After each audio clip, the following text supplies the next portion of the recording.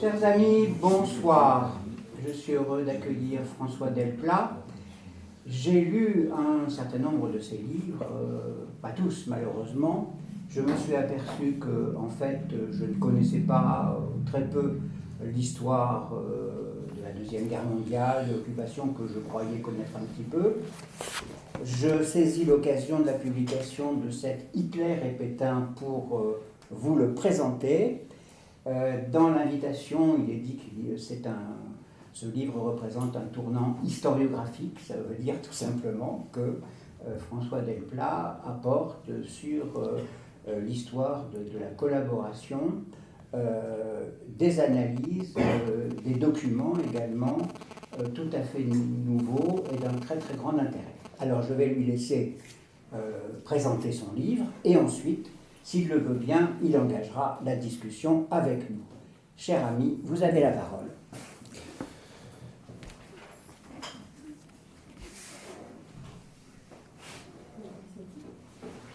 Effectivement, je travaille jour et nuit sur la Seconde Guerre mondiale depuis bientôt 30 ans, à partir de la campagne de France, sur laquelle mon attention d'historien avait été appelée par la famille du général Doumenc, le numéro 3 de l'armée française, qui m'avait chargé d'éditer, si possible, ces papiers. Et dans ces papiers, j'avais trouvé que cette défaite ne s'expliquait pas complètement, et même loin de là, en raison de... ne s'expliquait pas complètement par les deux raisons qu'on donnait traditionnellement, c'est-à-dire un certain manque de mobilisation dû à la lassitude de la Première Guerre mondiale, ce qu'on peut appeler le pacifisme ambiant dans divers secteurs de la société française et de la politique. Et deuxième raison, la raison, disons, gaulliste, le retard tactique dans la mécanisation, dans la motorisation, et surtout dans l'usage de cette motorisation par rapport à l'idée allemande de regrouper les chars en divisions blindées pour faire des percées puissantes et irrésistibles. Et je me suis aperçu que, en particulier, un général comme Doumenc était l'un des plus ardents à refuser la défaite, même si finalement il se laisse engluer dans l'armistice, et que c'était également quelqu'un dont la spécialité était la logistique, qui en tant que capitaine puis commandant avait mis sur roue et sur chenille l'armée française entre 14 et 18, à la tête du service automobile, et qui donc savait ce que c'était qu'un char d'assaut, avait participé à l'invention et à la mise en place de cette arme, avait lui-même fait quelques travaux sur la nécessité de mettre les chars en division blindée, et surtout en tant que major général, c'est-à-dire spécialiste de tout ce qui concernait la logistique et les transports de l'armée, il avait maîtrisé les choses, y compris dans la retraite, y compris dans la débâcle, beaucoup mieux que ce qu'on disait. Donc je me suis dit que les raisons militaires, elles étaient transcendées par quelque chose. Et très vite, j'ai compris que ce quelque chose, c'était l'excellence du coup allemand, plus que le mauvais comportement de l'armée française, qui, après tout, valait bien à tous les niveaux, et notamment celui du moral, celle de 14-18. Donc, cela m'a fait petit à petit prendre conscience que cette excellence du coup allemand, il fallait elle-même l'analyser, qu'on disait des choses assez approximatives sur le fait que c'était un plan du général von Manstein. En fait, c'était tout autant et même bien davantage un plan d'Adolf Hitler, et ça m'avait amené à cette idée que Hitler était vraiment un chef talentueux et un homme tout à fait intelligent. J'ai fini donc par écrire la seule biographie française d'Hitler à ce jour, qui est parue chez Grasset en 1999, où je développe cette idée de son intelligence manœuvrière, et puis des manœuvres extrêmement vicieuses, quelqu'un qui était connaisseur d'hommes, qui savait comment entraîner les autres dans ses filets, qui montrait une intuition assez remarquable de l'autre, et en particulier de l'autre étranger, apparemment éloigné, qu'il n'aurait pas dû connaître. Il sentait très bien un personnage comme Chamberlain, par exemple, et il le menait par le bout du nez. Et puis, j'ai été amené aussi à étudier sa vie privée. J'ai sorti un livre en 2005 sur Hitler et les femmes. Au départ, c'était une commande d'éditeur dont j'attendais moi-même surtout un bénéfice alimentaire. Et puis, je me suis rendu compte que ça me faisait approfondir très sérieusement la connaissance du personnage, y compris sur le plan politique. Et en particulier par une certaine découverte de sa fragilité. Donc je me suis mis à combiner un petit peu son intelligence et sa fragilité, et cette fragilité qui faisait par exemple que, avant de prendre une décision importante ou de recevoir un personnage important, il passait du temps avec une femme de préférence attirante. Comme ça, il se rassurait. Magda Goebbels a joué ce rôle une ou deux fois, Leni Riefenstahl également.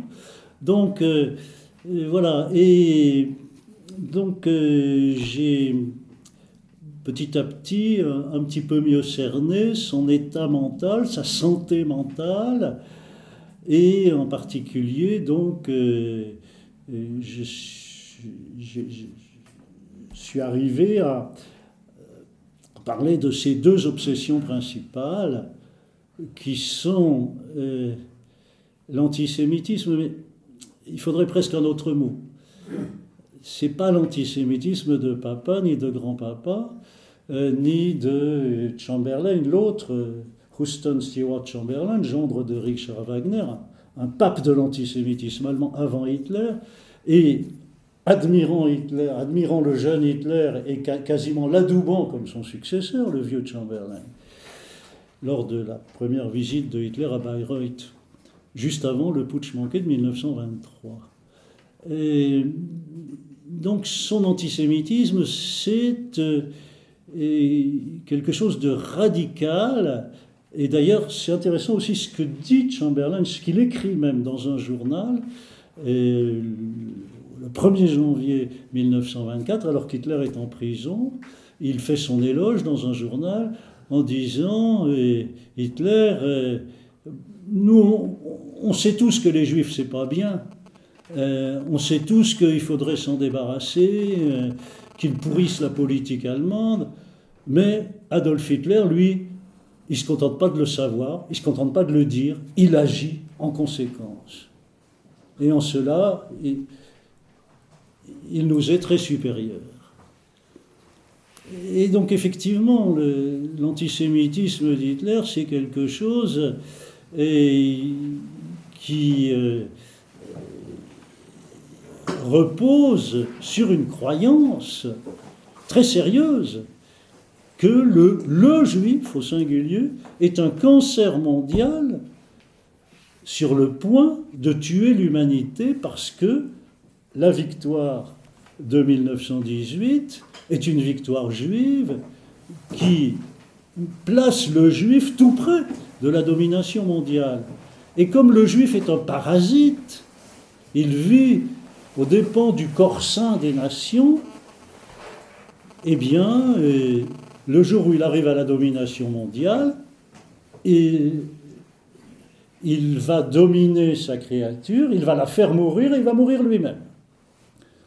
Donc c'est une théorie complètement calquée sur la biologie, qui fait aucune espèce de différence entre l'homme et l'animal, entre l'espèce humaine et le règne animal, et qui classe le juif en dehors de l'espèce humaine comme un corps étranger qui est sur le point de tuer l'humanité.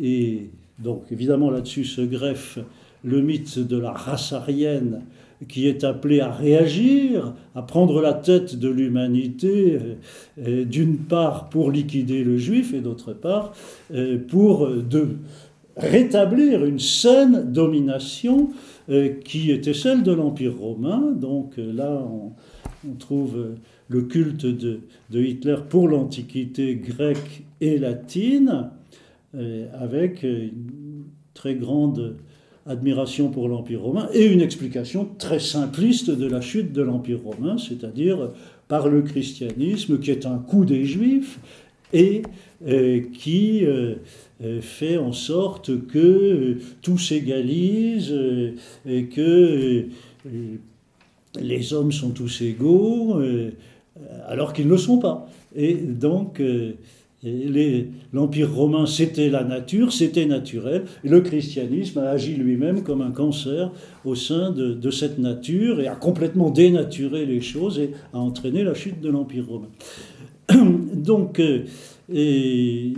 Hitler s'est senti une vocation, d'une part de tambour, il ne se voit pas d'emblée en dictateur de l'Allemagne dans une guerre de revanche, il se voit plutôt comme le tambour, c'est l'expression est de lui, c'est-à-dire celui qui réveille, qui empêche l'Allemagne de s'endormir dans la défaite. Et puis, donc, son deuxième fantasme, c'est celui d'une désignation de lui-même par une providence. Alors, c'est pas du tout vrai qu'il était athée, c'est pas du tout vrai qu'il aurait été une espèce de panthéiste déifiant la nature, non. La providence, c'est pas une métaphore pour lui, c'est un Dieu personnel qu'il a désigné et qui veille sur lui. Et tous ces succès qui sont absolument éclatants pendant la décennie 1930-1940, c'est autant de rendez-vous réussis avec la providence et de clins d'œil de la providence. Et ça rejoint ce que je disais sur les femmes tout à l'heure. Des femmes qui se jettent à ses pieds, comme Leni Riefenstahl, qui lui apportent en don de joyeux avènements tout un pan de la culture allemande, c'est évidemment un signe éclatant de la providence. Et donc, juste avant de remilitariser la Rhénanie, ce qui est, ce qu'on dit à juste titre, son entreprise la plus risquée, le 7 mars 1936, il passe du temps avec Leni Riefenstahl. Donc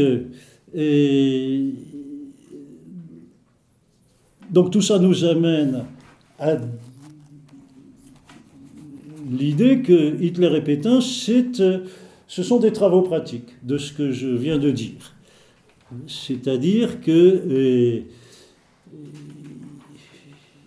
il a un plan, il a une idée sur ce que doit être sa mission, à partir de son emprisonnement, donc de l'échec de son putsch, de son emprisonnement, pendant lequel il rumine ce qui a été et ce qui n'a pas été dans ces 4 premières années d'action politique, 1919-1923. Là, il prend conscience que la Providence lui demande d'être le maître de l'Allemagne, le Führer de l'Allemagne, alors qu'il ne l'était que de son parti. Et il met au point dans Mein Kampf un certain nombre de choses qu'il va essayer de faire s'il arrive au pouvoir. Et parmi ces choses, il y a l'écrasement militaire de la France. C'est en toutes lettres dans le tome second, qui paraît donc en 1926 et dans lequel il y a des chapitres importants de politique extérieure. Et donc, la race aryenne, les Français sont des Aryens, hein, quand même. Mais les meilleurs Aryens, à part les Allemands, ce sont les Anglais. Les Français, ils ont quand même un gros défaut que n'ont pas les Anglais par rapport à leur empire colonial. Un empire colonial, c'est la chose la plus normale du monde, c'est la preuve de la domination de la race aryenne, c'est une excellente chose et ça doit durer toujours. Ça ne doit surtout pas être, comme le disent d'ailleurs les colonialistes, aussi bien anglais que français, une espèce d'aide au développement, une espèce de tutelle sur des peuples en retard pour les amener à notre niveau. Alors ça, c'est absolument horrible. Mais Hitler reproche plus aux Français leur comportement colonial qu'aux Anglais. Parce que les Anglais, quand même, c'est quand même les champions.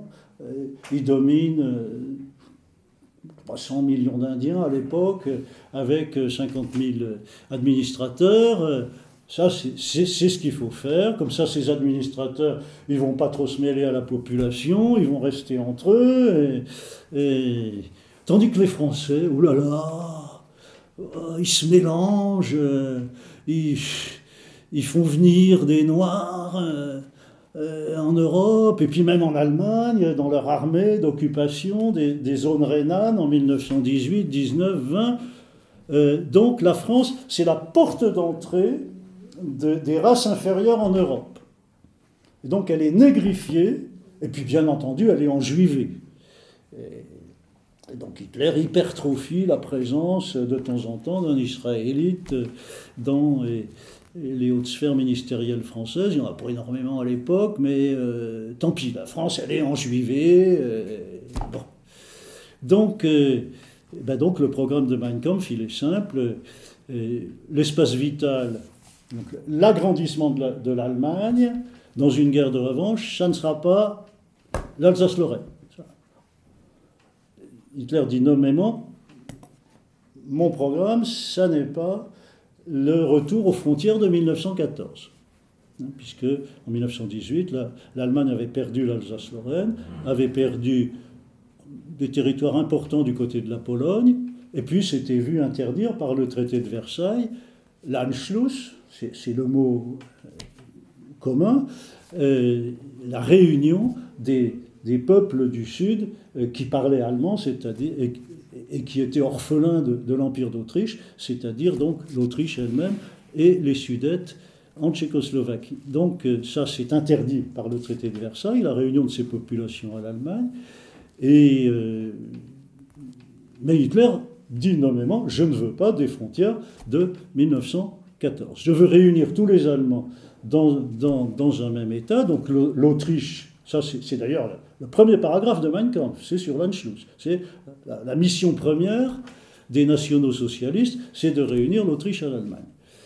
Et les Sudètes, évidemment, un peu quand on pourra. Mais sinon, pour le reste, on va conquérir. Donc, on ne va pas récupérer seulement les territoires polonais qu'on a perdus. On va aller beaucoup plus loin. On va faire un immense espace vital aux dépens des peuples slaves, puisqu'ils ont l'immense tort de ne pas être ariens, donc d'être par définition inférieurs. Voilà ce programme, c'est écraser militairement la France. Le terme exact, c'est un règlement de compte définitif avec la France, avant de nous lancer vers l'Est. Quand ce monsieur arrive au pouvoir,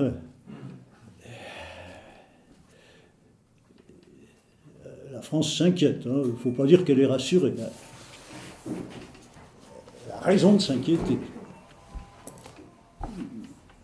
J'ai d'ailleurs une petite fantaisie.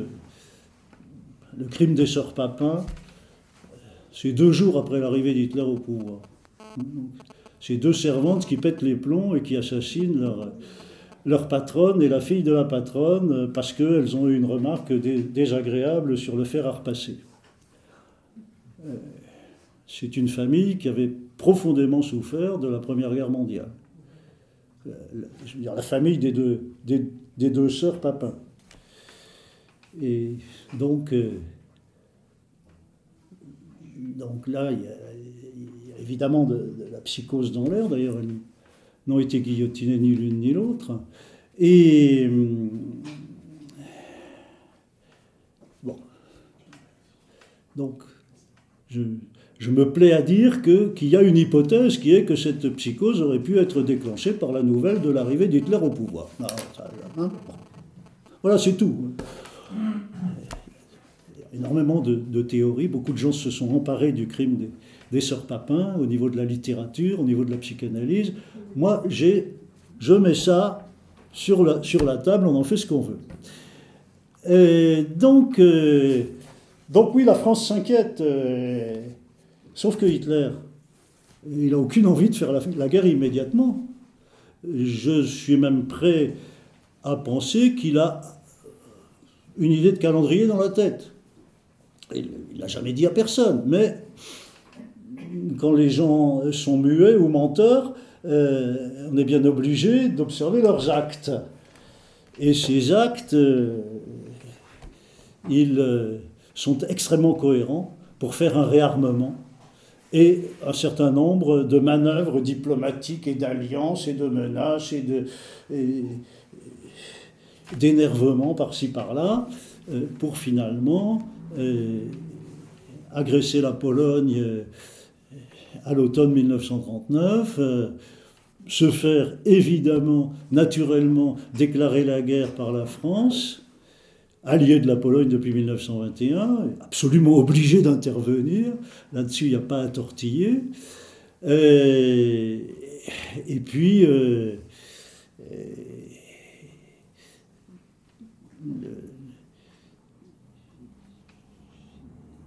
cela veut dire que il a besoin de 7 ou 8 années pendant lesquelles lui ne fera pas la guerre et il ne faudrait pas qu'on la lui fasse.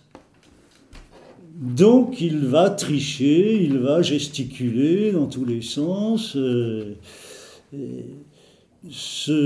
surtout apparaître comme un primaire, comme un excité, et le contraire d'un planificateur.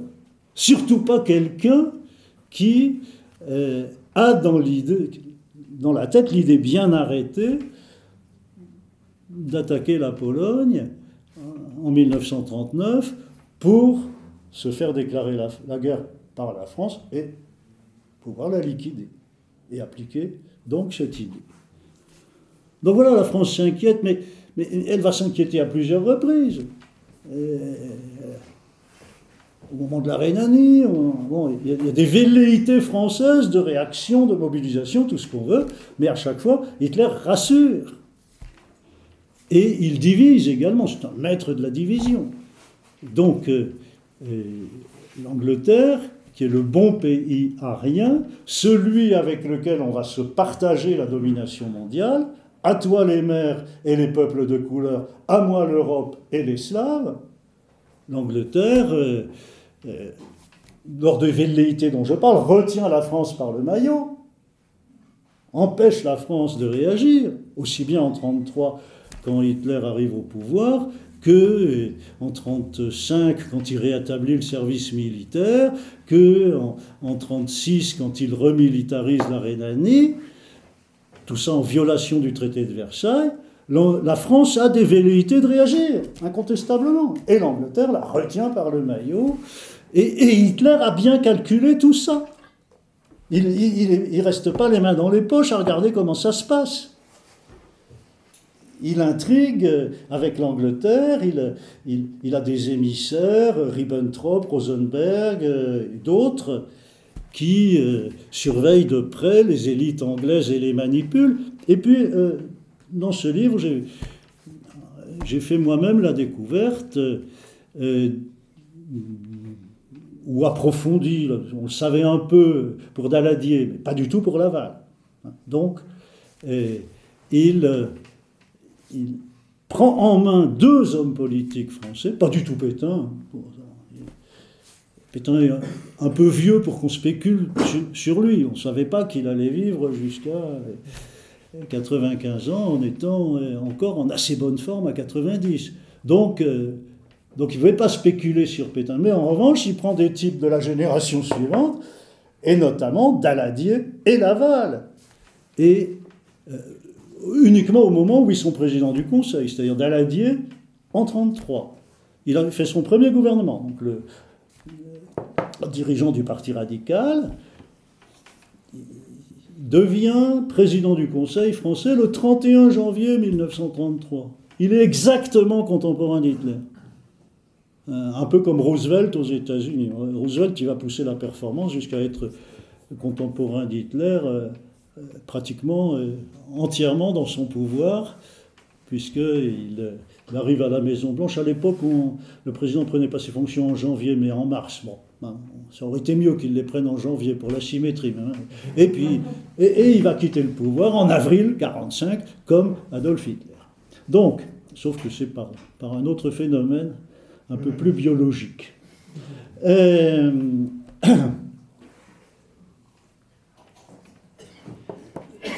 Donc Daladier est président du Conseil et il est pris en main et en charge par Hitler.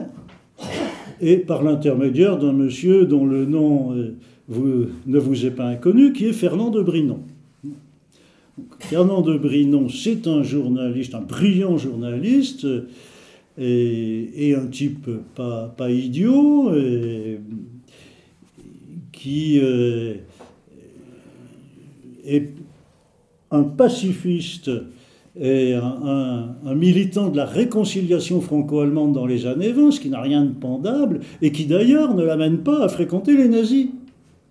Les pacifistes français ne fréquentent pas les nazis dans les années 20. Un certain nombre le feront dans les années 40, mais pas dans les années 20. C'est l'eau et le feu. Les Allemands revanchards, c'est pas avec eux qu'on veut frayer, évidemment, dans les années 20. Donc Brinon est amené à connaître un certain nombre d'Allemands plutôt sur les mêmes tendances pacifistes. Bon, ces Allemands prennent le virage du nazisme par opportunisme ou même par patriotisme, bon, tout ce qu'on veut. Hitler a gagné, c'est lui qui est au pouvoir, on est un Allemand pacifiste mais patriote, voilà. Si on a une vraie conscience politique anti-nazie, virulente, on s'exile, on essaye vaguement de rentrer, de faire des actions clandestines, mais on s'aperçoit très vite que ça mène pas loin. Donc voilà, c'est une des réussites d'Hitler. Le fruit de son immense talent politique, c'est de rallier à lui, sous son commandement, l'immense majorité du peuple allemand, ce qui ne veut pas dire qu'ils deviennent nazis, mais ils obéissent au pouvoir légitime, comme on dit. C'est arrivé à d'autres. Donc, et donc Brinon, il devient très copain avec Abetz, qui est le type même des nazis, des Allemands pacifistes épris de feu de camp avec la jeunesse française à la fin des années 20, et qui, alors lui, par opportunisme et par carriérisme en grande partie, devient complètement intégré au parti nazi et au mouvement nazi, notamment à la jeunesse hitlérienne. Il a encore l'âge un petit peu de grenouiller dans la jeunesse hitlérienne. Pas comme en URSS, où les dirigeants de la jeunesse finiront par avoir 50 ou 60 ans. Là, non, c'est des vrais jeunes dans la jeunesse hitlérienne. C'est l'une des innombrables différences avec le stalinisme. Donc,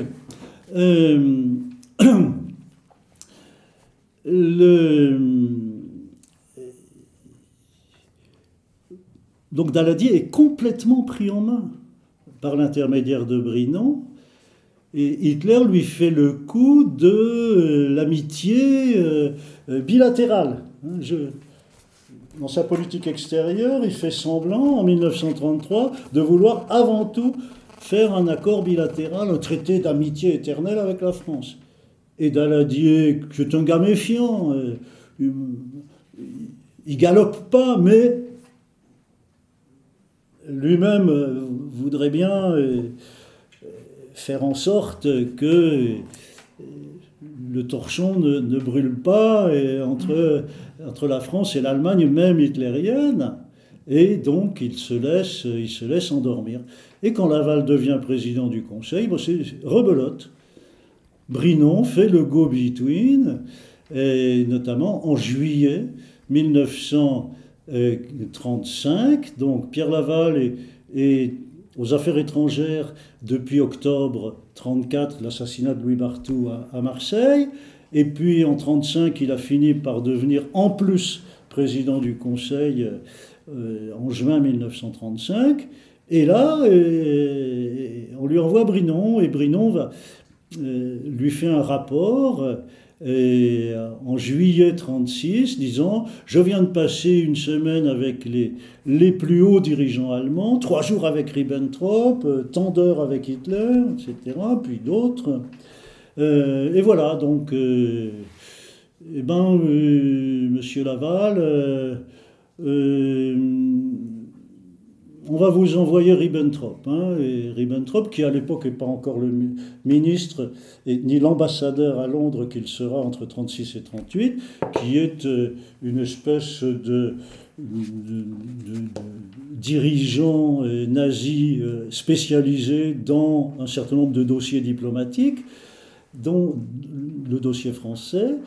Et Brinon dit à Laval, Ribbentrop va venir à Paris, et puis vous-même, monsieur Laval, vous irez à Berlin, Hitler va vous recevoir vers le mois de novembre.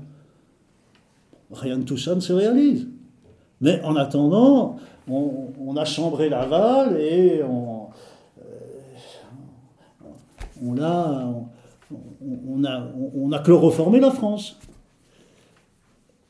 Et c'est comme ça. Et bon, alors, ce que je viens de vous raconter sur Laval, ça n'était pas connu du tout. Ça m'a surpris moi-même.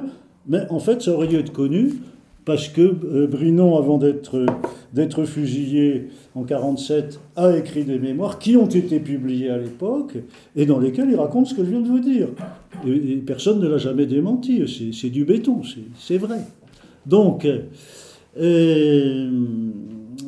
ça fait partie de ces choses qui sont négligées par les historiens antérieurs. Je le dis sans me vanter, puisque moi-même, je ne suis pas de première fraîcheur, et ça fait 30 ans que je bosse là-dessus. L'année dernière, j'étais tout à fait loin de me douter de la prise en main de Laval en 1935 par Fernand de Brinon. Alors que c'est dans un livre publié à la fin des années 40. Donc voilà, ça doit nous mettre la puce à l'oreille sur tout ce qui reste à trouver.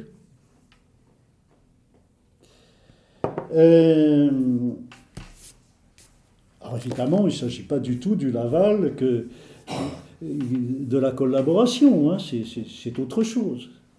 C'est tout à fait autre chose. Mais c'est un Laval, c'est un de ces politiciens français qui, pendant toute la période 1933-1939, cherche un terrain d'entente avec l'Allemagne hitlérienne pour éviter la guerre. Et qui s'imagine y arriver. Ils s'imaginent qu'ils tiennent le bon bout. Qu'ils sont très contents que Hitler, il n'ait pas encore fait la guerre. Avec ce qu'on disait de lui en 1933, il n'a pas encore fait la guerre, vive nous, qu'est-ce qu'on est bon.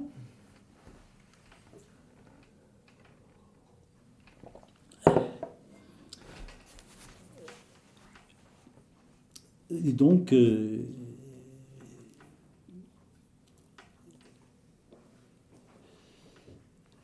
j'avance un petit peu. Donc il déclare déclare pas la guerre, il envahit la Pologne le 1er septembre 1939. La France, à nouveau dirigée par Daladier depuis avril 1938, et l'Angleterre, donc, par Chamberlain depuis mai 1937, ont tout fait pour calmer Hitler dans la crise polonaise, comme ils avaient fait l'année précédente dans la crise tchécoslovaque. Donc la crise tchécoslovaque se termine par les accords de Munich, qui sont parfaitement honteux, tout le monde le sait, mais là aussi, le peuple français comme britannique acclament leurs dirigeants d'avoir sauvé la paix. Et Hitler a fait toutes les promesses qu'on a voulu, et notamment qu'avec les Sudètes, il était rassasié, hein, bien entendu. Alors qu'aussitôt, en catimini, avec les dirigeants polonais, il dit « Bon, ça va bien maintenant, il faudrait peut-être penser à nous donner Danzig ».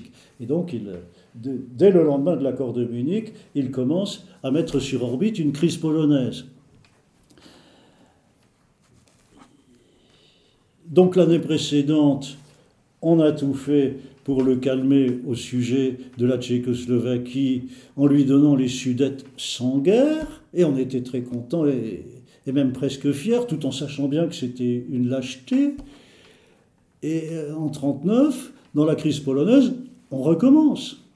Alors en plus, Hitler, en violation totale des accords de Munich, où il avait garanti lui-même le reste des frontières tchécoslovaques, puisque la Tchécoslovaquie était mutilée de ses fortifications des Sudètes, Hitler avait juré ses grands dieux qu'il n'en profiterait pas pour l'envahir. Il l'envahit le 15 mars 1939.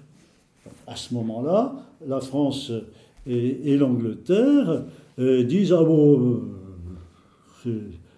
décidément, il n'y a rien à faire avec ce type, donc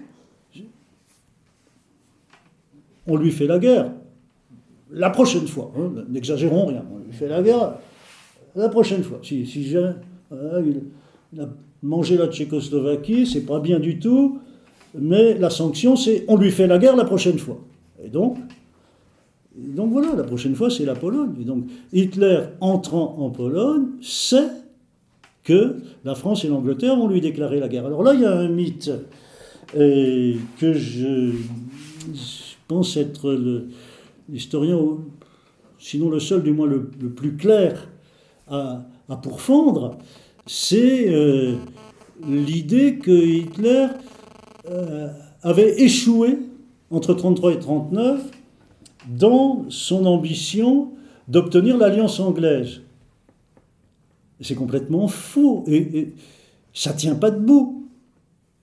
Imaginez qu'il ait obtenu l'alliance anglaise en 1935, 1936, 1937, 1938. Ça y est, l'Angleterre et l'Allemagne sont bien d'accord, ont réglé tous leurs différends. Et l'Allemagne est très très contente que l'Angleterre ait son empire colonial. Elle-même, elle n'en veut pas, elle se contente de ce qu'elle a en Europe. Bon. Comment écraser la France après avoir fait un traité comme ça? C'est fini. Le programme de Mein Kampf est par terre.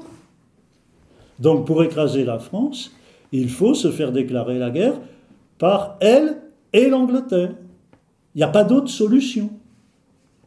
On va bien être obligé d'être en guerre avec l'Angleterre. Alors entre 1933 et 1938, on lui a fait tous les mamours possibles sans aller jusqu'à l'Alliance. Ensuite, fin 1938, début 1939, on organise une crise mesurée avec l'Angleterre. Hitler mesure tout ça au millimètre, de telle sorte que si on réussit à écraser la France, ça c'est la Providence qui décide. Moi je fais tout sur le plan militaire, diplomatique, réarmement, division blindée. Et puis après, c'est la Providence qui décide. C'est un peu risqué ce que je vais faire sur la Meuse à Sedan. Si la Providence, elle est toujours aussi gentille avec moi, ça va marcher. Bon. Et à ce moment-là, j'aurai mon alliance avec l'Angleterre. elle sera peut-être pas très joyeuse, mais elle sera bien obligée de signer la paix en même temps que la France ou juste après la France. La France, je l'écrase par un coup sec. J'isole ses meilleures troupes avec mes divisions blindées. Elle signe la paix. Pas question d'armistice, hein. La paix. À mes conditions, qui seront, entre guillemets, généreuses. On peut même lui laisser Alsace-Lorraine. Simplement, dans le traité de paix, tu n'embêtes plus l'Allemagne. Ce serait pratiquement la seule condition. Tu n'embêtes plus l'Allemagne, donc tu réarmes pas. Hein, plus jamais de guerre de revanche. Là maintenant, c'est moi qui ai gagné la belle. Hein, c'est fini. Voilà, c'est ça le traité de paix. Et imaginez que la France signe ça, puis que l'Angleterre réfléchisse encore un peu. Bon, elle fait comme Thiers en 1870, elle fait le tour des capitales, personne ne va vouloir l'aider.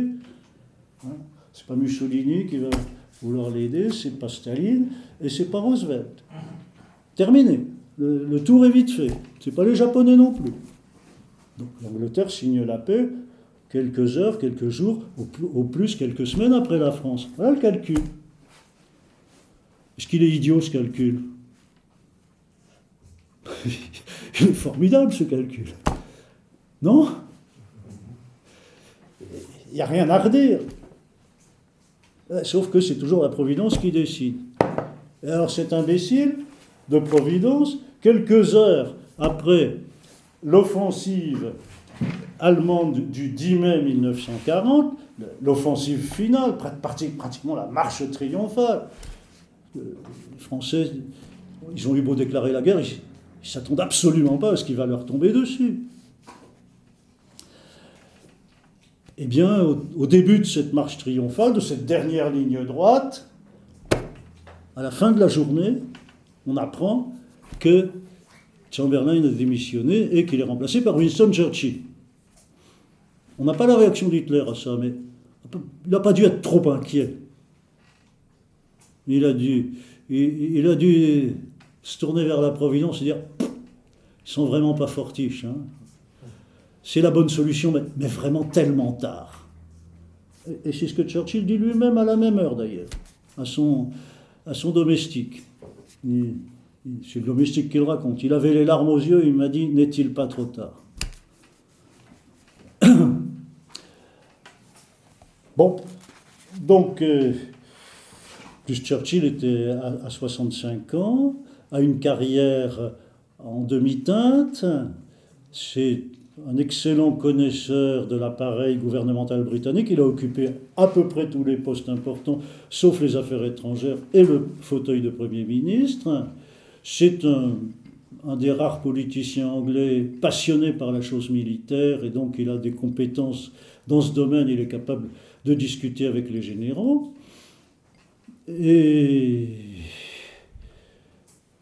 Mais il y a quand même une qualité dont il n'a jamais fait preuve, c'est l'habileté politique. Il a quand même réussi à se fâcher avec beaucoup de monde, beaucoup de jaloux. Comme il a énormément de talent, ça fait des jaloux, et il n'a pas trop de talent de diplomate, du moins il n'en a pas montré jusque-là.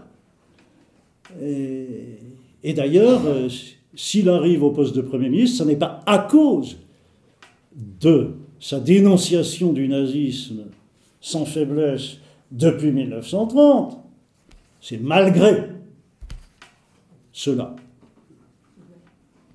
C'est parce que les deux poids lourds du Parti conservateur, Chamberlain et Halifax, n'ont pas été fichus de se mettre d'accord sur la succession. Chamberlain devait quitter le pouvoir parce qu'il est victime du désastre militaire en Norvège. Et puis, bon, il est usé. Halifax doit lui succéder, mais Chamberlain voudrait rester président du Parti conservateur. Il estime que c'est très injuste de se faire comme ça blackbouler à cause d'une petite défaite militaire, là, alors qu'il a si bien mené les choses jusque-là.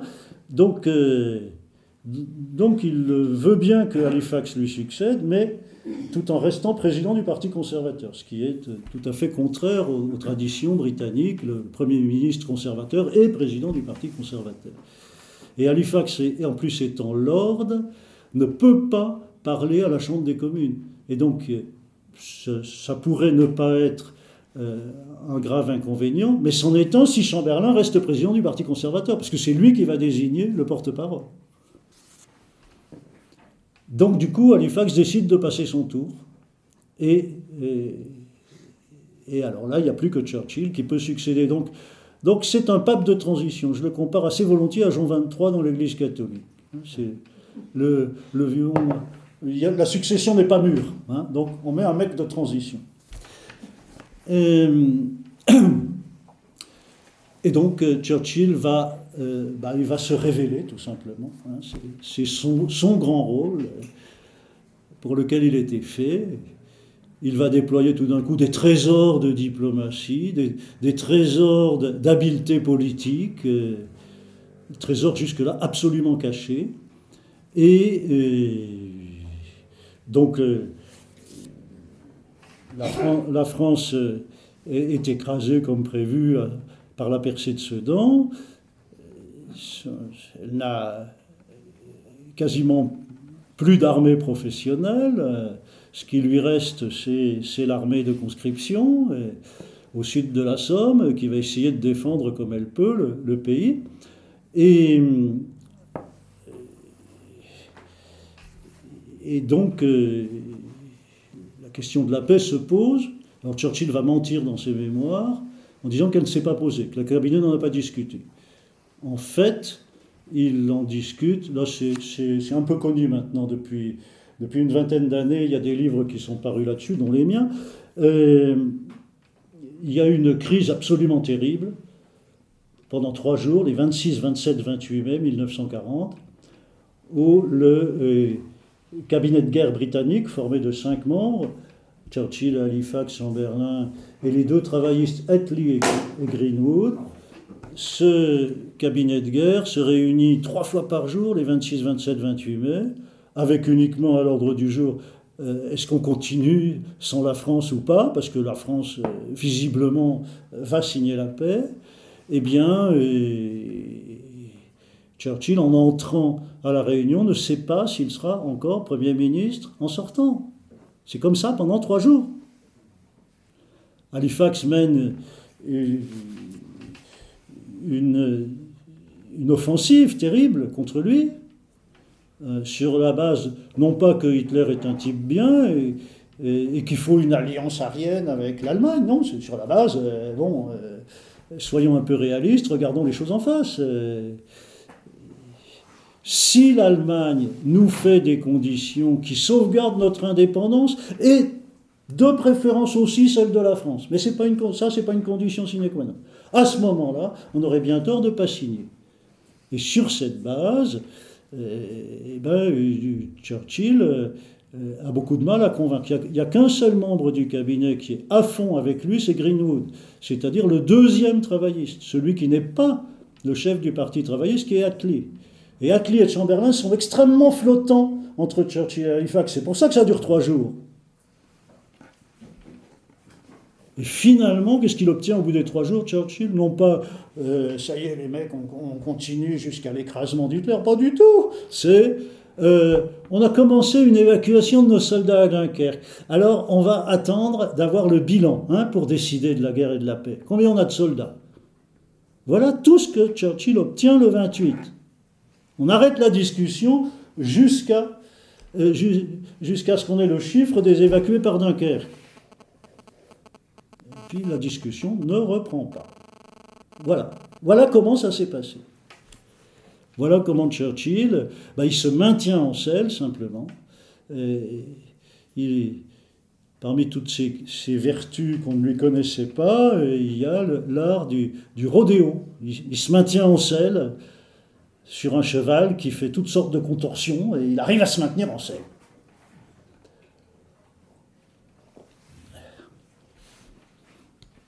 Tout ça nous amène donc à la France qui signe l'armistice toute seule. Alors, il faut dire un mot du président du Conseil français, Paul Reynaud, qui est arrivé au pouvoir en mars quand Daladier a fini par jeter l'éponge. Et Paul Reynaud qui passe encore aujourd'hui pour un adversaire de l'armistice. Quelqu'un que Pétain aurait violé en faisant l'armistice.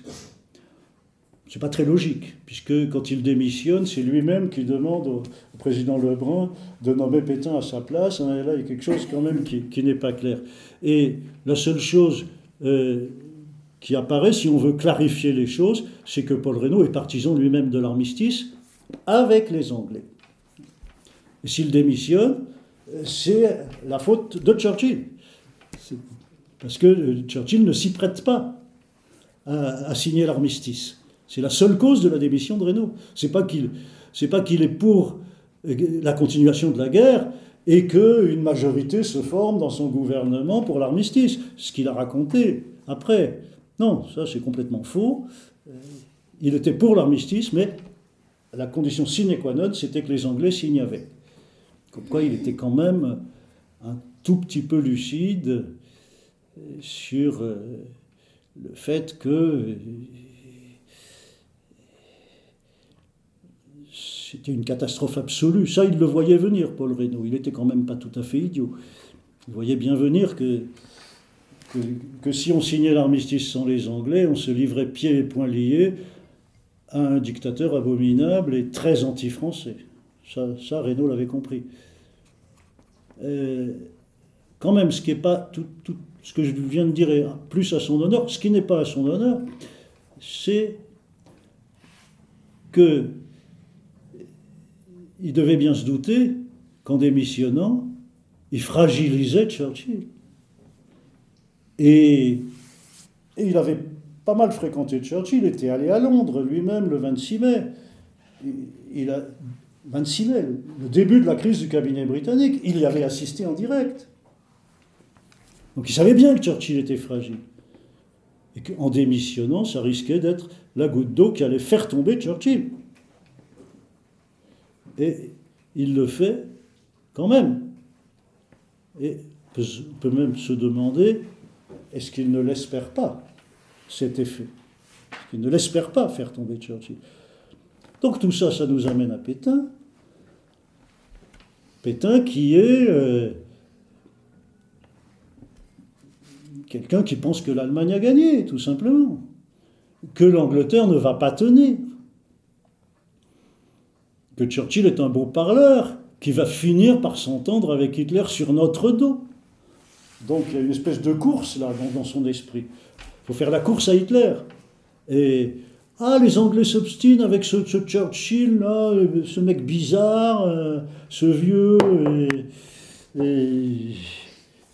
qui a des lubies. Bon ben c'est bien, profitons-en. On signe la paix les premiers. Là aussi il n'est pas question d'armistice. Hein. Le 17 juin, dans la nuit du 16 au 17, quand Pétain, à peine nommé président du Conseil par le président de la République Albert Lebrun, s'adresse aux Allemands par l'intermédiaire de l'Espagne pour l'armistice, il demande les conditions d'armistice et de paix. Et de paix. Pas question pour lui de signer un armistice. C'est ce que vont dire les pétainistes jusqu'à nos jours. Hein. La France était obligée de se retirer, de faire la pause. On était épuisés, on devait absolument faire la pause, dans l'intérêt de tout le monde. En plus, ça préservait l'Afrique du Nord, rendez-vous compte. Et ça vous permettait d'y débarquer 3 ans plus tard. Hein? Qu'est-ce qu'on est bon? Voilà ce que disent les pétainistes après la guerre. C'est pas du tout ce qu'ils disent en juillet 40. L'Allemagne a gagné, elle a gagné pour longtemps, et nous on a perdu à cause du Front populaire et du laxisme et de quoi les feignants, il y a un vocabulaire remis à la mode là, c'est quoi? C'est les fainéants, ceux qui roulent au diesel.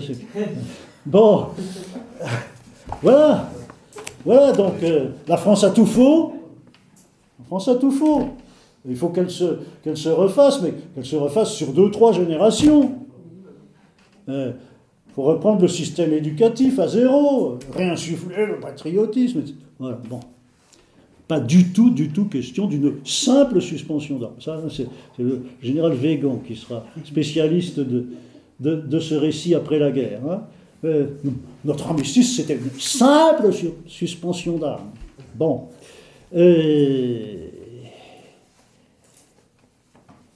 Donc on signe un armistice. Alors, l'armistice, c'est une œuvre, même on peut dire un chef-d'œuvre hitlérien. Il faut le relire comme ça. Et Hitler, sinon l'a écrit de A à Z, du moins a maîtrisé chaque mot du texte si des brouillons lui ont été soumis par des scribes. Et cet armistice, il est d'abord calculé pour obliger l'Angleterre à faire la paix. Il y a tout un tas de dispositions qui sont des messages à l'Angleterre qui lui enjoignent de signer la paix. Par exemple,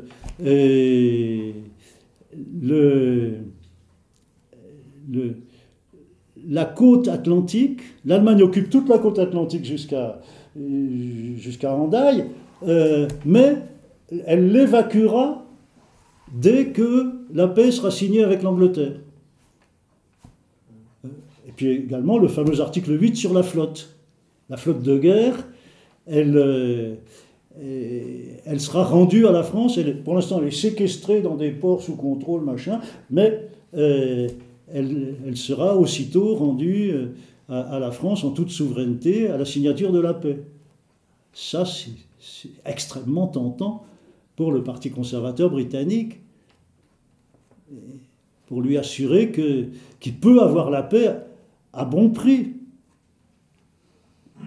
en reprenant une alliance avec la France et une entente maritime avec la France, alors que l'Allemagne n'a pas de grande flotte de guerre, et on a perdu d'ailleurs une bonne partie en Norvège. Voilà, donc tout ça est extrêmement tentant pour l'Angleterre.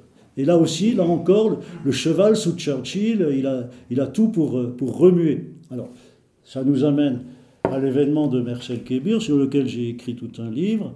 Et donc, Merzel-Kébir, c'est ça, en fait, qui permet à Churchill d'être en selle. Mais en plus, il ne faut pas trop lui en vouloir.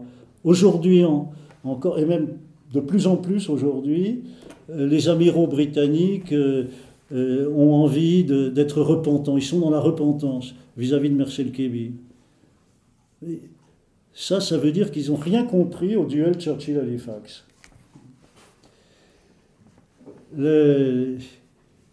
Churchill a dit à son amiral Somerville, bon, tu coinces la flotte française et puis tu négocies. Et puis tu leur proposes telle et telle et telle condition.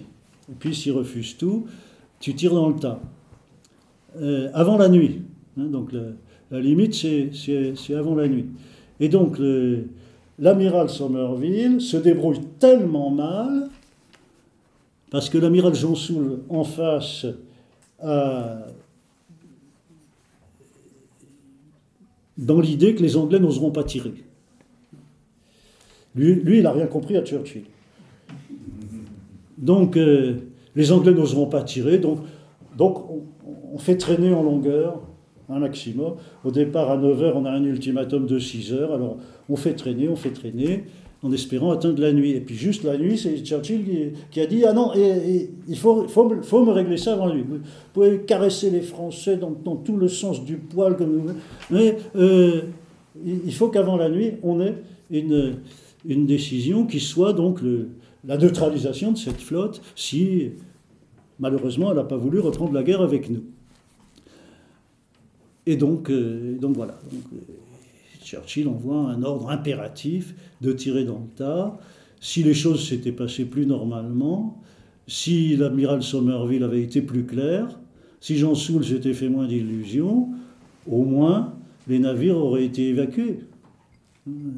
Même Jonsoul, si s'il s'était heurté à un pouvoir résolu, il aurait sacrifié le matériel pour sauver les hommes. Tandis que là, il s'est laissé entraîner dans une espèce de sentiment de l'honneur. Il faut se battre, il faut leur montrer de quel bois on se chauffe. Et c'est comme ça qu'il y a donc 1300 marins français tués. Et Mers el-Kébir, ça a une utilité très grande. Donc c'est pas du tout Churchill qui est cruel, qui est impitoyable. Il avait tout fait pour qu'il n'y ait pas ce bilan humain. En revanche, c'est comme ça que le comprend Hitler. Et là, il a dû commencer à trembler. Il a dû se dire, la juiverie s'organise. Churchill, c'est l'organisateur de la juiverie. Tout ce qui s'oppose à l'Allemagne nazie est juif d'une manière ou d'une autre. Donc, Churchill, on sait bien qu'il n'a pas d'ancêtre juif apparemment, mais il se conduit comme un juif. Donc il est le pantin de la juiverie. Donc la juiverie s'organise avec Churchill.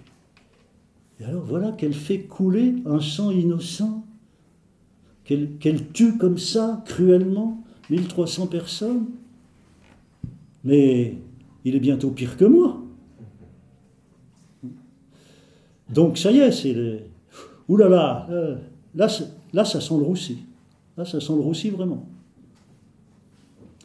Et donc, il faut déjà presque que je joue ma dernière carte. Et ma dernière carte, c'est d'attaquer l'URSS.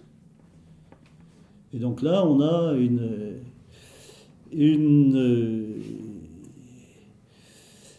également une erreur induite par les mémoires de Churchill. Churchill qui est très fier, on le comprend, de la bataille d'Angleterre, les pilotes, etc., qui tiennent en échec la Luftwaffe de Göring, qui empêche l'invasion de l'Angleterre. Bon, c'est un mythe absolu, puisque Hitler ne voulait pas envahir l'Angleterre. Mais ça fait bien. Ça fait bien pendant la propagande de guerre. Et puis bon, après la guerre, avec la vitesse acquise, on raconte aussi ça dans ses mémoires. Et on lance le mythe suivant lequel Hitler ne se tourne vers l'Est que à l'extrême fin de 1940, quand il a échoué dans le ciel d'Angleterre. Or, le journal du général Halder, chef d'état-major de l'armée de terre, qui consigne un certain nombre de réunions avec Hitler, montre clairement que la décision de Barbarossa d'envahir l'URSS, elle est de juillet 40. Donc d'avant la prétendue bataille d'Angleterre, qui n'est donc déjà qu'une diversion. Et voilà, donc je crois que je suis beaucoup trop long, mais c'est de votre faute, vous écoutez. Oui, alors je résume. Alors je résume le reste du livre, si vous permettez encore 2 minutes. Donc, ce que je découvre dans ce livre, qui m'a en partie surpris, pas entièrement, c'est que Hitler mène Pétain par le bout du nez, d'un bout à l'autre. J'ai donné l'exemple de l'armistice, ça suffit presque. Tout est comme ça. Et Hitler se conduit avec Pétain comme il se conduit depuis le début de son entrée en politique, de sa puissance, de son arrivée au pouvoir, mettons. C'est-à-dire constamment la carotte et le bâton.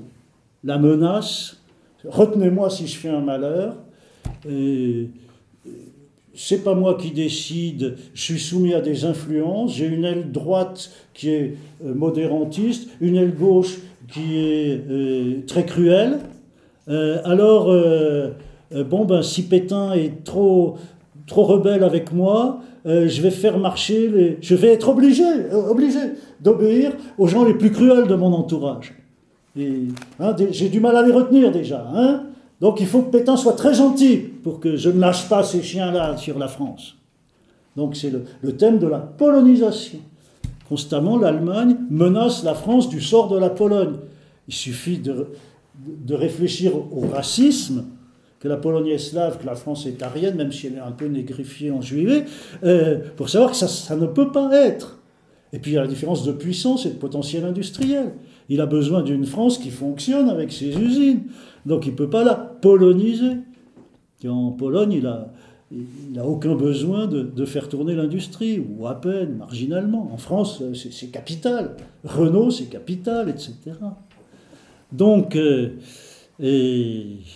voilà, d'un bout à l'autre, et donc je découvre, donc je revisite un petit peu le rôle d'Abetz, qui est important, mais il y a peut-être des gens qui sont plus importants que lui. Et notamment, je découvre Werner Best.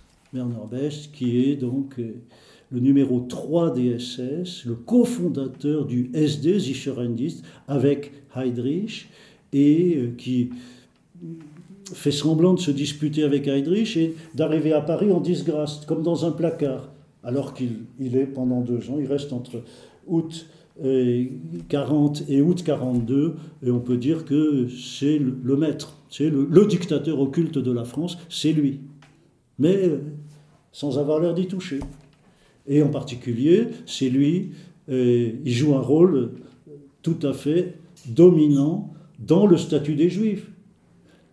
Et là, ça nous amène à parler de Paxton. On va réserver ça peut-être pour les questions. Donc, Robert Paxton, l'Américain, qui a fait beaucoup progresser l'histoire de Vichy, mais qui a des œillères sur certains points, et en particulier qui trouve le moyen de prétendre que le statut des Juifs du 18 octobre 1940, faussement daté du 3 d'ailleurs, ce statut est une initiative française, un effet de l'antisémitisme français, la revanche de Dreyfus, etc.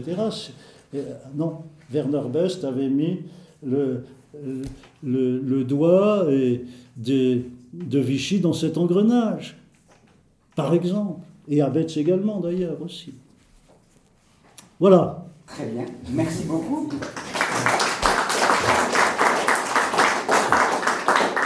Alors, on va passer aux questions. Le débat est ouvert. C'est Francis qui l'anime. Je vous en prie. Peut-être que je vais tout de suite, si tu le permets, reprendre ce que vous disiez en terminant sur Paxton. On a eu une histoire de Vichy avec Robert Aron chez Fayard il y a très très longtemps, après la guerre en gros, posant la thèse de Pétain, bouclier, et De Gaulle, épée. Donc une entente en fait entre les deux. Et ensuite Paxton est venu pour dire pas du tout, Pétain a devancé les exigences allemandes, etc., etc.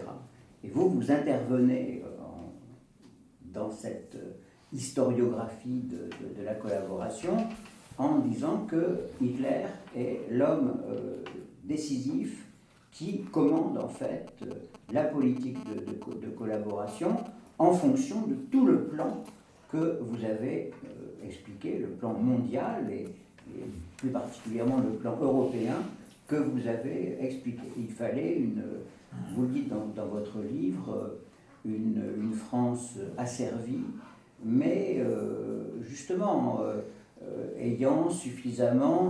croyant avoir suffisamment de marge de manœuvre pour qu'elle ne se rebelle pas complètement. Il y a des mots de Hitler disant qu'il ne fait jamais confiance aux Français. Avec eux, on ne sait jamais ce qui va se passer. S'ils s'énervent, ça sera grave. Et donc Pétain est là justement pour calmer les choses. Et d'après vous, Hitler manœuvre très très bien ce comportement du maréchal Pétain par une succession de chantages en fait. Oui, le mot chantage résume bien. Constamment, il y a chantage.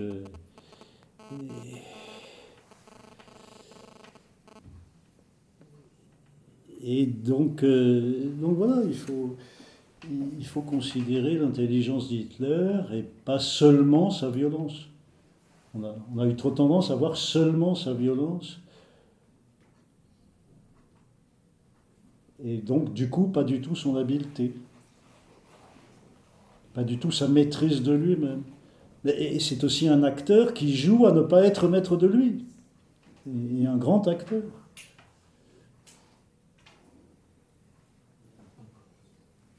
Je vous en prie. Après, si je peux enchaîner directement. J'aurais voulu revenir sur deux petites questions que vous n'avez pas ou très peu abordées. Premièrement, quelle était l'importance qu'avait et que donnait Hitler et à moindre mesure Churchill à la guerre de l'eau lourde, celle qui se passe en Norvège? Moi, ça prend place dans la question de la bombe atomique allemande.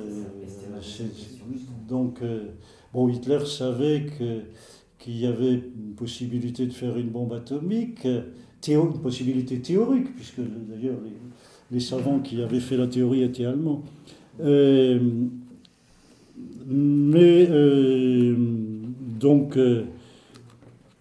Donc il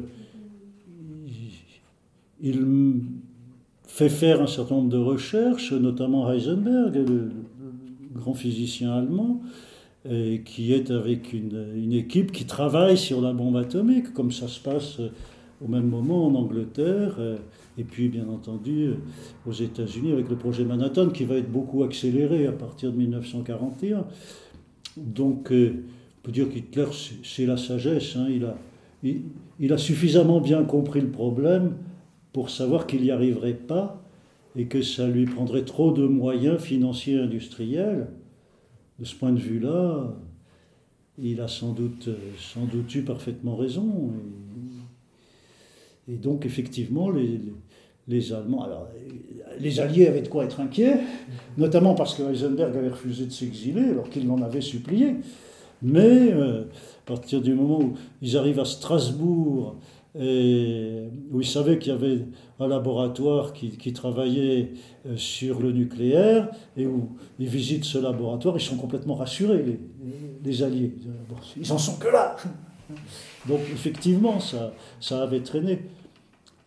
Heisenberg, d'ailleurs, qui était le genre d'Allemand conservateur, patriote, et largement rallié au nazisme sans en partager l'idéologie, s'est amusé à prétendre qu'il avait freiné, ou à laisser dire qu'il avait freiné les recherches exprès pour qu'Hitler n'ait pas la bombe. C'est grotesque, hein. Ça tient pas une seconde. Est-ce que du coup, Hitler prévoyait dans sa stratégie que la bombe atomique serait une clé maîtresse de la Seconde Guerre mondiale, en tout cas de la fin? Non. D'ailleurs, elle a joué strictement aucun rôle dans la défaite de l'Allemagne, la bombe atomique. Donc, tout ça n'était pas si mal calculé. C'est une question de temps, elle aurait pu jouer un rôle décisif. Oui. Un tout petit peu avant, ça aurait Oui. C'est ça. Les Américains l'auraient eu un peu plus avant, ils auraient balancé sur Berlin. Hein. C'était Donc, quoi voilà. Ah oui, sans problème, oui.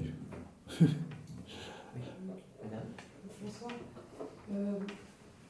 Est-ce qu'on sait comment Hitler était perçu par son propre entourage politique? Parce que moi, j'ai lu des choses sur Hitler, je n'ai pas lu votre livre, donc si vous me donnez envie de le lire. Mais ce que je retiens, c'est un personnage qui fascine son entourage. Il y a une espèce de... Voilà, c'est presque... Il y a une mystique, c'est notre Hitler chéri, c'est qu'il est intelligent, alors son intelligence, voilà, il est infaillible. Oui. Et autre chose, alors ça c'est quelque chose dont Hitler était très fier, c'est qu'il ne laissait aucun ordre écrit sur ses intentions. Donc c'était ça passait par l'oral. Donc il avait des projets en tête, il exposait, et puis c'était pour lui peut-être jugé déshonorant entre guillemets d'avoir à laisser des traces écrites de ce qu'il avait à faire. Parce que lui c'était des opérations mentales, un visionnaire, etc. etc.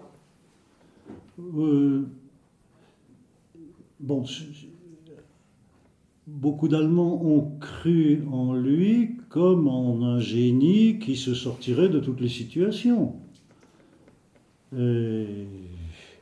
ou comme une chance à courir. C'est vrai que l'Allemagne était en pleine ascension en 1914, qu'en 1918 elle était au fond du trou, et que beaucoup d'Allemands trouvaient que c'était dommage, que c'était injuste, que c'était tout ce qu'on veut. Et que donc on se rallie à Hitler sans partager son idéologie. Enfin, une partie de ceux qui se rallient à lui ne partagent pas son idéologie, mais se disent que s'il y a une chance de faire assez rapidement appel de la défaite de 1918, c'est avec ce type. Et ils n'ont pas tort. Ils n'ont pas tort. Les choses se seraient déroulées normalement. On peut penser au précédent français de 1871. Il a fallu 2 générations et demie pour oser se lancer dans une guerre de revanche. Il n'y a pas de raison de penser que l'Allemagne défaite et démantibulée de 1918 allait refaire une guerre 20 ans plus tard et être sur le point de la gagner. Non, pour ça, il fallait quelque chose de très particulier sur le plan politique, et ça s'est appelé Hitler.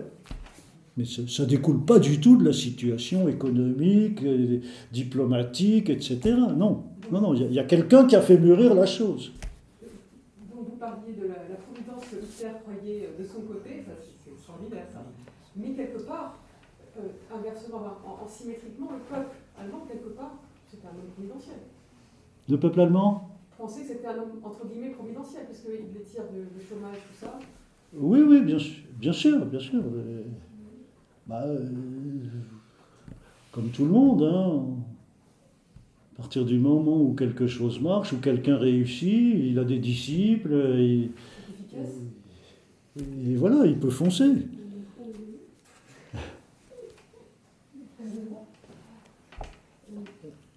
Oui. Ça n'a rien à voir. C'est Otto Abetz. Oui, Otto Abetz. C'était une figure de tout Paris pendant l'occupation. Oui, il était à Paris. Oui, il était assez mondain, il recevait beaucoup, oui. Il avait été socialiste avant Hitler. Ah non, pas vraiment. Non, il était pas... Il a retrouvé des socialistes français pendant l'occupation. Les radicaux, il fréquentait plutôt les radicaux que les socialistes, hein, des types comme Bertrand de Jouvenel, par exemple. Et Jean Luchaire qui va finir fusillé aussi, et qui était un jeune arriviste du Parti radical à la fin des années 20. Oui. En 1914, lorsque la guerre était déclarée à la France, les Allemands étaient tous dans la rue. Mais le 3 septembre 1939, il n'y avait personne dans la rue. Enfin, les Allemands n'avaient pas du tout envie de faire une guerre à la France. Je parle du peuple allemand. Bien sûr. Mais il n'y avait absolument pas. Oui. D'ailleurs, il y avait des officiers allemands, quand ils ont vu, quand Daladier est venu en Allemagne, il y avait des gens venus de la France, même des Allemands, qui ne voulaient absolument pas qu'il y ait cette guerre. Oui, la Première Guerre mondiale avait produit autant de pacifisme dans le peuple allemand que dans le peuple français. Et il a fallu justement un phénomène politique qui polarise les sentiments de revanche, qui ne se serait pas polarisé tout seul. Oui. Une question sur Mein Kampf. Mein Kampf, rédigé par Hitler, si j'ai bien compris, en prison. Oui. Est-ce que le devenir de ce texte, il est sorti, enfin, il a été publié? Qu'est-ce que c'est devenu? C'était publié comment? Ça a été publié rapidement. Il écrit en prison le premier tome. Il sort à Noël 24 et le livre sort dans l'été 25. Et là, et dans ce même été 25, il se met à l'écriture du tome 2 qui va sortir en 1926. Et les échos, si je puis dire, les échos de ce livre en Allemagne, ça donnait quoi? De Mein Kampf, il a été publié? Oui. On le prenait au sérieux? On le lisait? Il a été recensé? ça se vendait bien, hein, mais au niveau de quelques dizaines de milliers d'exemplaires. Et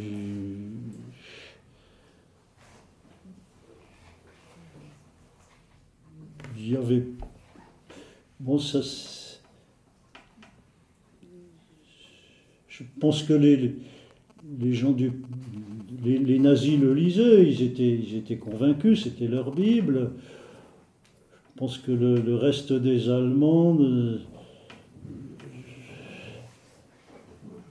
devaient pas le prendre comme un programme, mais plutôt comme un manifeste. Hein, cet aspect de programme, en particulier ce timing de la Seconde Guerre mondiale qui s'étale noir sur blanc, n'était pas pris au sérieux. C'était pris un peu comme une éructation guerrière. Hein, voilà. Oui. Vous avez dit que Pétain avait été dès le départ l'ami d'Hitler. Ça a duré jusqu'à quand? Jusqu'au bout, jusqu'à Sigmaringen, où il s'est rendu compte à un moment, en 1942 en particulier, que les choses n'étaient pas tout à fait ce qu'il imaginait. À partir de quel moment a-t-il pris conscience de la réalité du phénomène Hitler?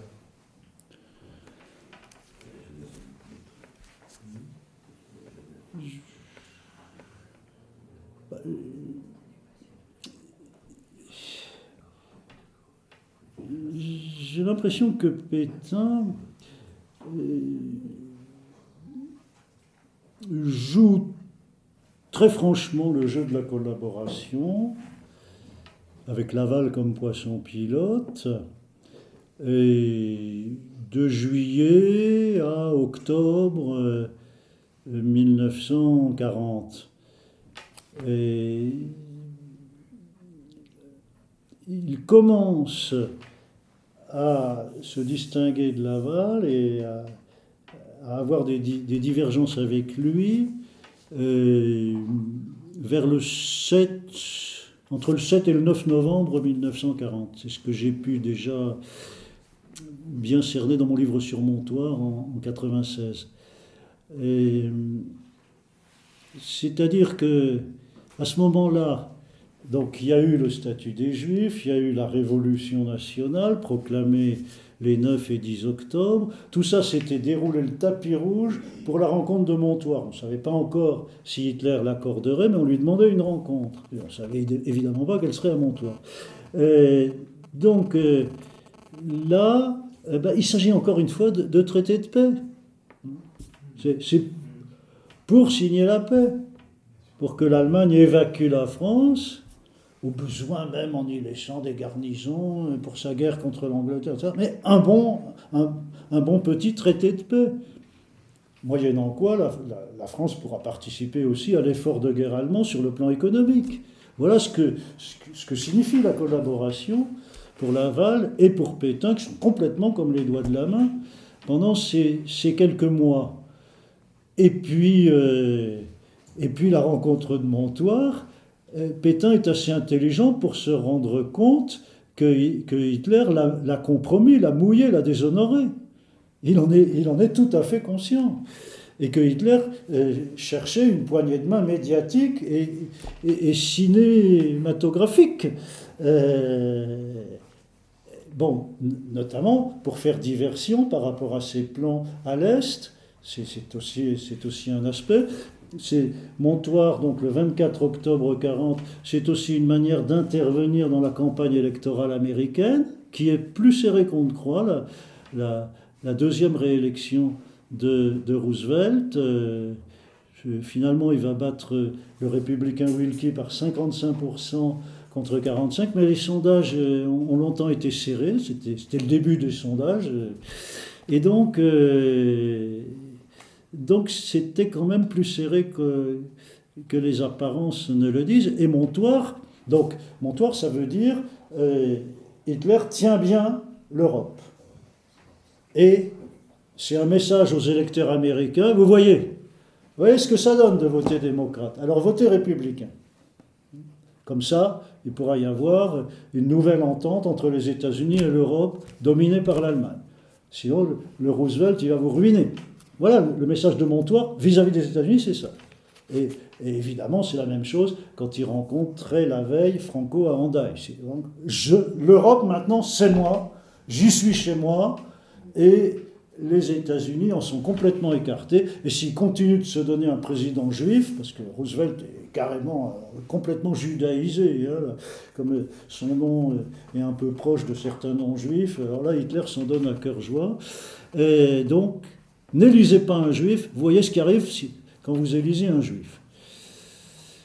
Et donc, le 7 novembre, Pétain commence à donner des signes suivant lesquels il n'est pas à l'aise dans cette affaire parce qu'il se rend compte que Montoir ne donne rien, qu'on n'avance pas du tout vers la paix et vers l'évacuation du territoire par l'armée allemande. Donc, et à ce moment-là, Laval dit « Monsieur le maréchal, nous n'avons pas mis les Allemands assez en confiance. Il faut leur en donner plus. Il faut être beaucoup plus courbé. Et comme ça, on pourra se redresser. » Parce que Laval n'est pas une carpette. Mais il fait ce calcul suivant lequel il faut se courber vraiment, vraiment, vraiment énormément. Il faut ramper pour mettre les Allemands en confiance. Et à ce moment-là, on pourra être la fille aînée de l'église nazie et retrouver une belle indépendance. Hein.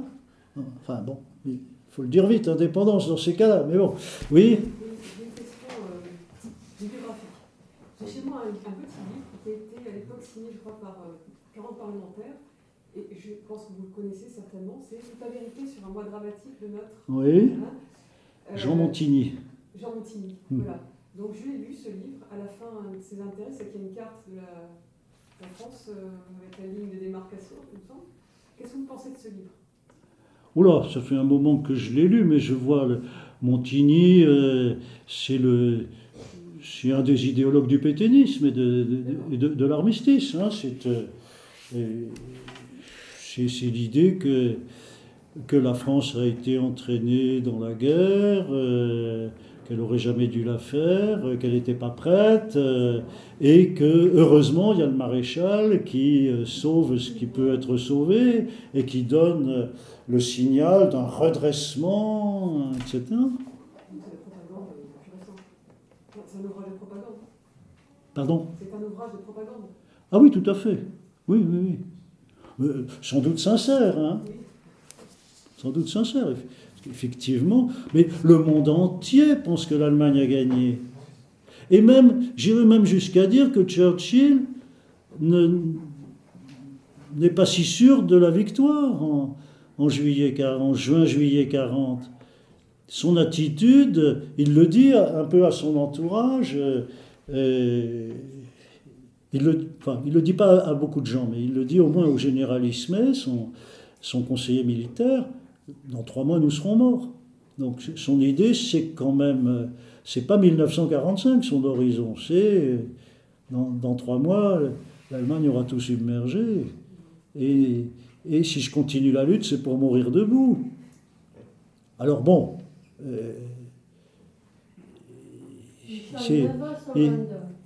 On demande la parole, si vous voulez, parce que ça va être... Je termine là-dessus, ils sont défaitistes. On peut dire que Churchill est défaitiste quand il pense ça. Mais c'est un défaitisme qui ne collabore pas à la défaite.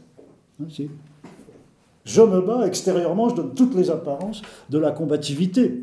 Et, sait-on jamais, ça pourrait marcher. Et finalement, ça marche. Vous avez vu le film au cinéma sur... j'ai beaucoup aimé. Le film d'Ercassor. Ouais. Ah ben c'est un événement, ce film. C'est un événement pour les historiens. Le film d'Ercassor, c'est en français Les Heures sombres. Et donc il y a pour la première fois dans une œuvre grand public le conflit Churchill-Halifax. On n'en avait jamais parlé à un vaste public avant. Alors il y a beaucoup de choses à dire. C'est un film. il y a des canons cinématographiques qui faussent assez largement la vision historique, mais sur au moins la réalité d'un conflit terrible entre Churchill et Halifax, là ça s'y trouve et c'est pas trop tôt. Vous avez parlé tout à l'heure justement de Pétain qui se fait avoir à Montoire, qui se rend compte qui est devenu un pantin justement d'Hitler, mais n'est-il pas resté naïf jusqu'à la fin du conflit, en espérant, je sais pas, un retournement d'Hitler, de la politique hitlérienne et de l'entourage d'Hitler, ou a-t-il bien accepté le fait que bon, moi c'était un pantin, donc de toute façon je resterai un pantin jusqu'à la fin du conflit? Ah non, moi je vois pas Hitler comme un... Je vois pas Pétain comme un pantin. Enfin, il l'est au sens où Hitler tire les ficelles, hein, ça, oui. Mais subjectivement, non, il se voit jamais comme un pantin. Il essaye toujours de réagir, il essaye toujours de tirer le meilleur parti, en particulier de l'évolution de la guerre et des difficultés de l'Allemagne croissantes dans cette guerre. Pétain, si on peut lui faire des reproches, ce n'est pas d'avoir négligé la map monde et la vision mondiale de la guerre, pas du tout. Et quand il voit l'Allemagne en difficulté, il essaye d'en profiter. Mais à chaque fois, parce que Hitler lui-même est bien conscient de ça, et il voit venir son Pétain, et à chaque fois, il le retourne comme une crêpe. Alors vous dites à un moment de votre livre que, après le débarquement en Afrique du Nord, Pétain fait quasiment ses valises pour partir. Oui. Et il ne part pas. Voilà, il les fait deux fois. Il les fait le 31 décembre 40, 15 jours après le renvoi de Laval. Bon, ça, c'est une chose que j'avais découverte il y a 10 ans dans mon livre sur Mandel, sur l'assassinat de Mandel, parce que Georges Mandel lui-même a été mis en route, il était prisonnier, et il a été mis en route vers Alger, donc c'est l'une des preuves que Pétain voulait aller à Alger. Et donc là, Hitler a fait ce qu'il fallait aussi pour le retenir. Ça a été à deux doigts. Hein. Et si Pétain partait à Alger en décembre 40, Hitler était mort. Et le nazisme encore plus. Il aurait bien été obligé de le poursuivre. Et à ce moment-là, il déclenchait l'entrée en guerre des États-Unis, qui n'aurait pas supporté de voir un Allemand au sud de la Méditerranée. C'était un casus belli pour les Américains. Donc Hitler était mort. Et il ne pouvait même pas attaquer Staline. Mais, et la deuxième fois? Et la deuxième fois, donc, c'est le 11 novembre 1940, quand les Allemands envahissent la zone sud. Une bonne partie de l'entourage de Pétain veulent le faire... le transférer en Afrique du Nord, et il hésite, il est sur la balance. Plus tard, on dira qu'il avait peur de prendre l'avion, ce qui lui-même laissera dire, hein, lui-même le dira, mais c'est pour faire croire qu'il n'a jamais eu cette velléité, parce que son discours, c'est « Français, j'ai juré de ne pas vous abandonner, je ne vous abandonne pas ». C'est ça le discours. Mais en fait, il avait un autre discours tout près, qui était Hitler m'a trahi, il n'a pas fait ce qu'il a dit, et donc je reprends la lutte ». Donc oui, il a été à deux doigts, mais alors là, justement, là peut-être, j'en parle pas dans ce livre, j'en parle dans le livre sur Mandel, c'est peut-être très important, c'est l'une des raisons possibles de son revirement, du fait que finalement il ne part pas, c'est que aussitôt, le 11 novembre, en fin de matinée, les Allemands sont au fort du Portalet, où Pétain gardait des prisonniers politiques, enfin essentiellement Georges Mandel et Paul Reynaud. Et donc, le chef SS Knochen est au Portalet à midi. Il fallait le faire quand même, parce qu'ils envahissent la zone sud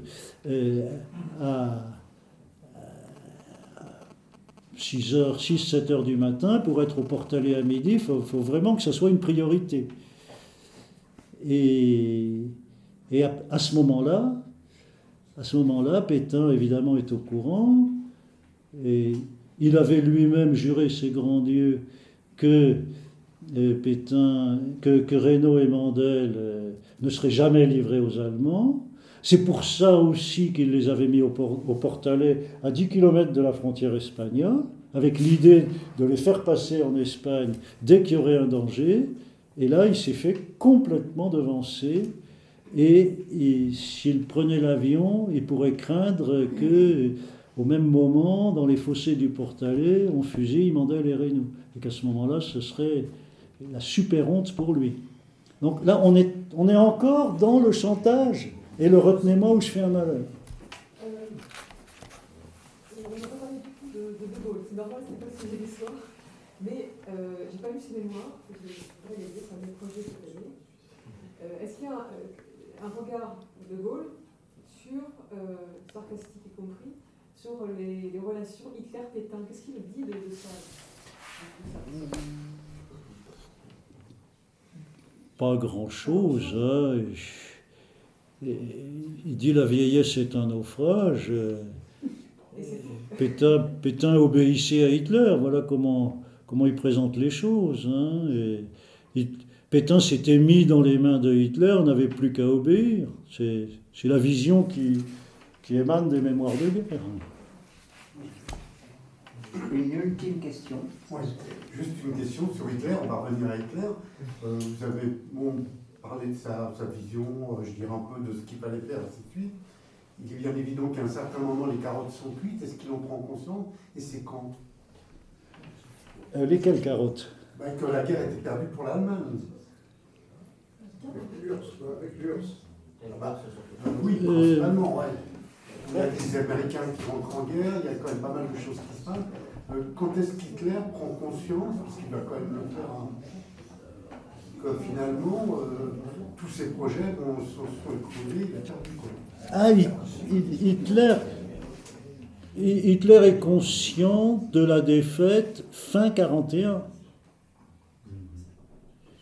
Quand il voit, on en a des signes, par exemple dans le journal du général Alder, on en a des signes dès novembre 1941.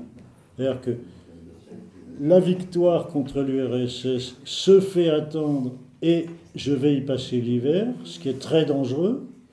Et pendant ce temps-là, les Américains sont sur le sentier de la guerre et il va bien finir par y avoir un clash entre eux et les Japonais. Donc ça, Hitler le voit très bien venir dès le mois de novembre, et donc la guerre est perdue. À ce moment-là, c'est d'ailleurs à ce moment-là qu'il donne des ordres à Himmler, non seulement de tuer les Juifs, ce qui est une espèce de corollaire de cette défaite entrevue, mais également de préparer l'internement de tous les opposants, de tous les Allemands qui ont un passé communiste ou socialiste, qu'on a laissé très largement libre comme l'air, et simplement ils sont fichés, et il est prévu de les interner s'il y avait une crise, hein, dès qu'il y aurait une crise, et puis si la crise est un peu plus forte, de les liquider dans les camps. Ça, c'est des ordres donnés à Himmler en novembre 1941. Donc, on voit bien qu'il prévoit des jours tout à fait difficiles pour l'Allemagne. Non, pardon, je vous en prie. Vous concluez. Oui. Une question. Je ne voulais pas vous briser dans votre... Non, mais ça y est, non, j'ai l'impression de... Pardon. Non. Merci beaucoup pour toutes ces explications.